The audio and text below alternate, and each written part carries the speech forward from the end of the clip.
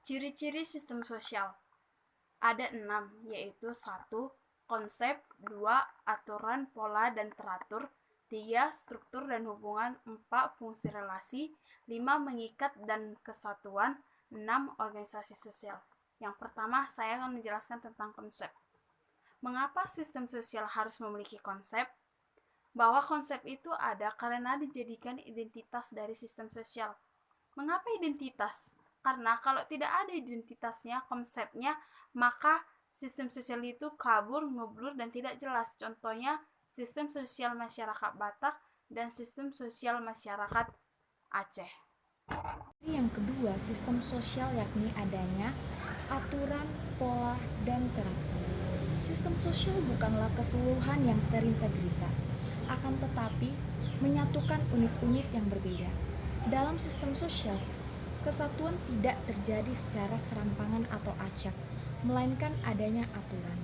Aturan dijadikan sebagai patokan untuk membatasi tingkah laku individu dan mengikat seseorang dalam masyarakat. Dalam sistem sosial, aturan membuat segala sesuatu dapat dilakukan maupun tidak dapat dilakukan. Komponen sistem sosial terhubung antara satu dengan yang lain, kemudian membentuk pola. Pola merupakan gambaran atau contoh hubungan sosial yang berlaku dalam masyarakat, di mana pola seringkali dijadikan sebagai acuan untuk mengatur pola masyarakat, karena dianggap mampu menghambat perubahan yang mengarah ke arah negatif. Contoh pola dalam lingkungan masyarakat yakni menghormati orang yang lebih tua. Pola yang diciptakan kemudian membuat keadaan masyarakat yang menjadi teratur. Keteraturan sosial membuat masyarakat tunduk dan patuh terhadap nilai dan norma yang berlaku dalam masyarakat tersebut. Dan hubungan. Apakah sistem sosial itu terstruktur? Ia harus, karena merupakan ciri dari ketiga, yaitu struktur dan hubungan. Sistem sosial harus terstruktur supaya memudahkan masyarakat untuk mencapai tujuan. Nah, dalam sebuah sistem sosial, fungsi relasi diperlukan agar sistem yang berhubungan semakin besar dan mengikat. Dan di mana makna mengikat ini merupakan sebuah sifat dari sistem itu sendiri. Sedangkan kesatuan bertujuan untuk menunjukkan tujuan yang akan dicapai dari sebuah sistem sosial tersebut secara bersama-sama. Nah, adapun cara yang digunakan untuk menghubungkan fungsi relasi, mengikat, dan juga kesatuan adalah dengan cara menghubungkan semua komponen yang ada dalam sistem sosial tersebut antara yang satu dengan yang lainnya, sehingga memiliki sebuah hubungan yang sistematik. Nah, tadi kan sudah dijelaskan tentang pengertian fungsi relasi. Nah, sekarang saya akan menjelaskan tentang pengertian organisasi sosial dan juga memberikan contoh dari fungsi relasi dalam bentuk organisasi sosial.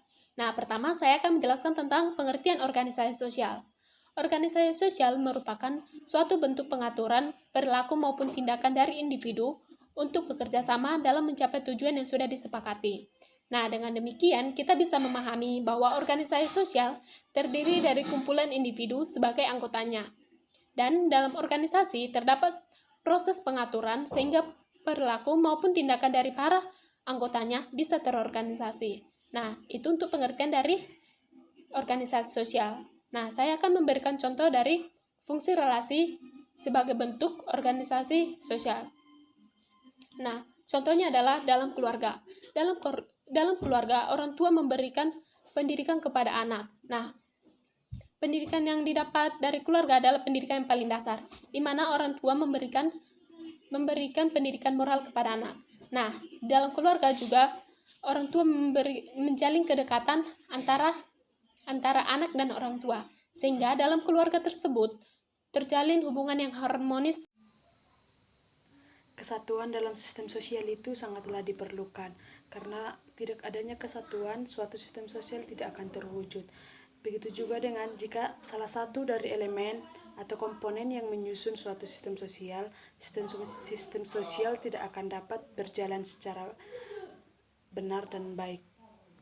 Jadi dalam sistem sosial itu, kesatuan merupakan ciri-ciri yang paling utama dalam membuat sebuah sistem sosial.